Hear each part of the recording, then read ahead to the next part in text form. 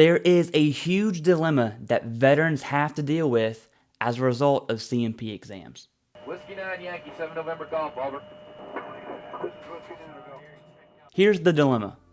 To win your VA claim, you have to have solid evidence, preferably from service and from VA healthcare or private healthcare, wherever that looks like for you. With that evidence, you submit your VA claim, and at some point, the VA will push you to a CMP examiner. Now, the examiner will review your evidence, or they are supposed to. Examiners have 3 jobs.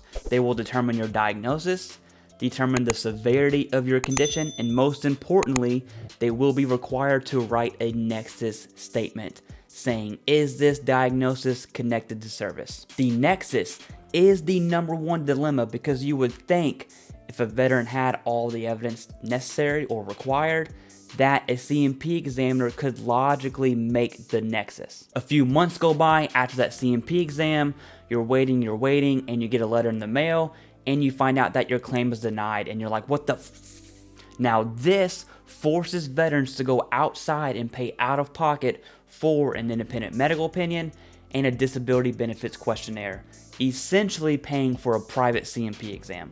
That private CMP exam will make the IMO and DBQ, essentially using the same evidence, same everything, except this provider actually takes the time to review all of the evidence, writes a complete Nexus, and completes a DBQ for that condition. Then with that IMO and DBQ, you submit a supplemental appeal.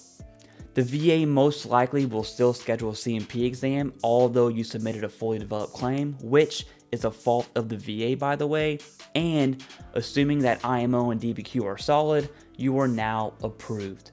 The truth is, CMP examiners just aren't that good. It's not their fault, to be honest with you. It's a government contract, so what would you really expect? Fun fact, most IMO and DBQ providers were once CMP examiners themselves. So here's my advice. Stick with it. Get your evidence. Make sure that evidence is strong. Submit that evidence and highlight the relevant evidence through Quick Submit. And I'm going to have a video in the pinned comment on how to use Quick Submit. This is not an overnight process, and you might have to go down the IMO and DBQ route. Now, I would only recommend that if you've been denied and you have the evidence, because ideally, a CMP examiner with that same evidence should logically be able to make the Nexus themselves during that CMP exam.